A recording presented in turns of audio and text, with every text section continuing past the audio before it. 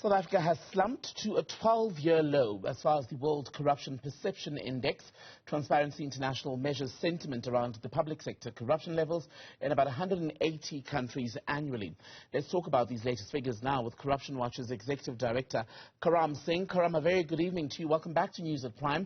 Why do we continue to slide further down this index in such a way? Thank you so much for having me on the program. Well, I mean, this is a perceptions index that Transparency International puts out every year. It's drawn from a number of different data sources, but primarily it's expert opinion and business persons' opinions. I think it's a real challenge that the sense that despite a very active Zondo Commission, a very strong set of recommendations, a national anti-corruption strategy, lots of positive messaging from leadership in the country, that there's a sense that we're just not making significant progress. We still see huge corruption scandals. We see a lot of impunity. We've seen very few successful prosecutions, and we know that we have significant illicit financial flows, billions of rands leaving the country every year in corrupt deals and corrupt transactions.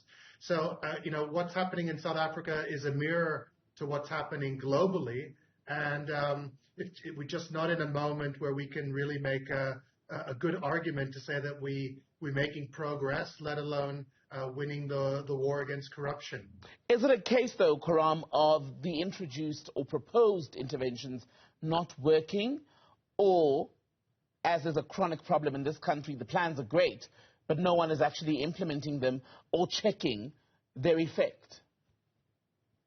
I think we have a lot of initiatives, a lot of plans, a lot of recommendations, a lot of draft legislation, which is yet to even come into play. So, during a good part of last year, there were public hearings on a new public procurement bill. We know procurement is one of the big areas where we see, significant looting taking place. There have been recommendations on the table for a while around creating an enhanced whistleblower protection system that incentivizes whistleblowers. We haven't seen those proposals taken forward in a concrete way. And we're still dealing with a situation where we don't have an independent anti-corruption agency, a focal point within government to drive enforcement, which was something that that's been missing in the country since the dissolution of the Scorpions. So I don't think we're in a situation where initiatives have been put in place and we haven't had good implementation. We have a lot of really strong recommendations that can take us to a new place which haven't even been implemented yet. What then can President Ramaphosa do? And I ask that in light of the fact that next week he's going to stand up again in the National Assembly, deliver the State of the Nation address, and as expected, he will probably say something to the effect of government remains committed to dealing with corruption across the spheres of society in South Africa. He'll then probably read through a few figures of arrests, investigations, convictions, etc. What more can he do? In the last couple of sonas, it seemed as if corruption was not a main focus area, was not identified as one of the top 2 or 3 national priorities, fighting corruption.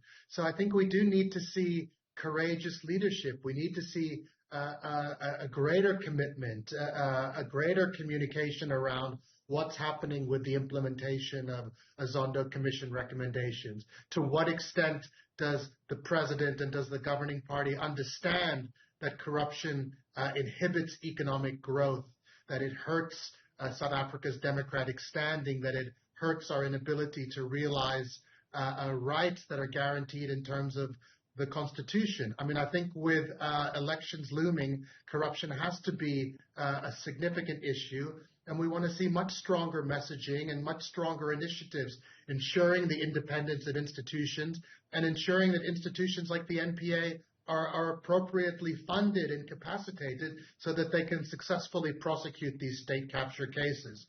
Up until now, we've seen budget cuts, so we need to see much bolder initiatives and much stronger commitments coming out of the president at the SONA next week.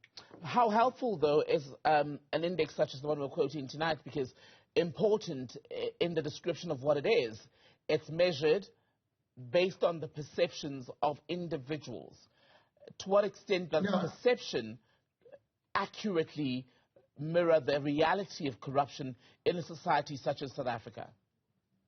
I think you make a fair point. I mean, it is certainly a perceptions index. So there's a potential that there's a gap between what people perceive to be the situation and what's actually happening on the ground. But if we look at the period under review, South Africa was grey-listed by FATF. Some of the key, at least the initial state capture case was dismissed.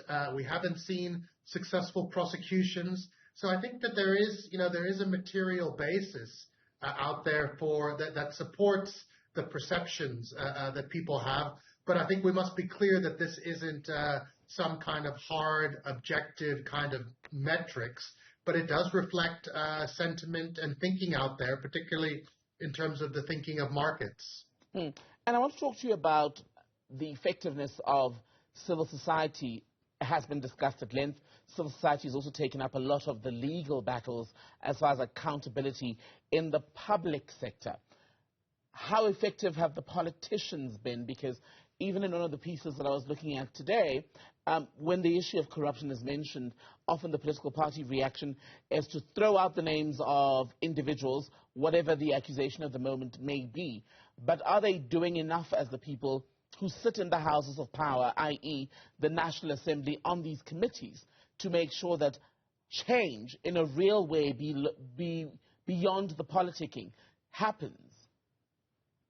You know, there was a lot of controversy last year when Judge Zondo made a statement that, if state capture were to come around again, it would, we haven't seen a significant change in the system, a significant acknowledgement in the system to ensure that it wouldn't happen again. So I think, we have to ask more of civil servants, of politicians, of our leaders in national government, in provincial government, and in local government, because we just don't see significant decline in the type of the amounts of monies that the Auditor General's identifying each year as a result of maladministration and corruption. We're just not seeing that progress. We're not seeing significant turnaround yet with our state-owned enterprises, and we know that Eskom, for instance, has been mired in allegations of being in control of different kinds of criminal syndicates. It's not clear that we've turned a corner yet. So in civil society, we're playing our role. I think there's a really, really strong role that the media and that investigative journalists have been playing, but I think we need to ask more and ask our leaders to show more courage in terms of their commitments and their actions. Karam Singh, good to speak to you. Karam is Executive Director at Corruption Watch. Thank you for your time.